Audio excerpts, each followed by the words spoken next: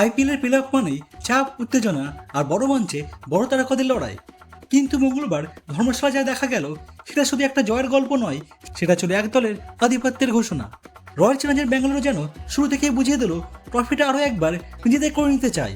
আর সেই পথে সবচেয়ে বড় নায়ক হয়ে উঠলেন অধিনায়ক রজত পাটিদার, যিনি এমন এক বিধ্বংসী ইনিংস খেললেন যা দেখে ডাক উঠে বসে অবাক হয়েছেন বিরাট কোহলি নিজেও। ম্যাচের শুরুতেই আক্রমণাত্মক ম্যাচে ব্যাট করতে নামে রয়্যাল চ্যালেঞ্জার্স ব্যাঙ্গালুরু। শক্তিশালী গুজরাট টাইটান্সের বোলিং আক্রমণের বিরুদ্ধে পাওয়ার প্লেতে 76 রান তুলে নেয় তারা। বিরাট কোহলি শুরু থেকেই দারুণ ছন্দে ছিলেন, মাত্র 25 বলে 43 রান করে তিনি দলকে শক্ত ভিতে এনে দেয়।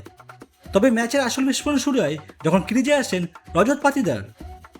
শুরুতে পিচের কারণে একটা সময় নিল, তারপর যেন পুরো ম্যাচটাই নিজে করে নেন তিনি।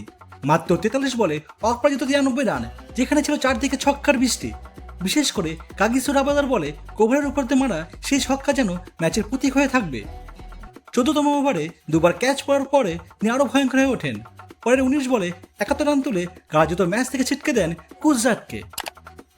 14 থেকে 16 নম্বর ওভার, এই 3 ওভারেই ম্যাচ পুরো বদলে যায়। রজত পাটিদার এবং কুণাল পান্ডা মিলে মাত্র 18 বলে 63 রান যোগ করে।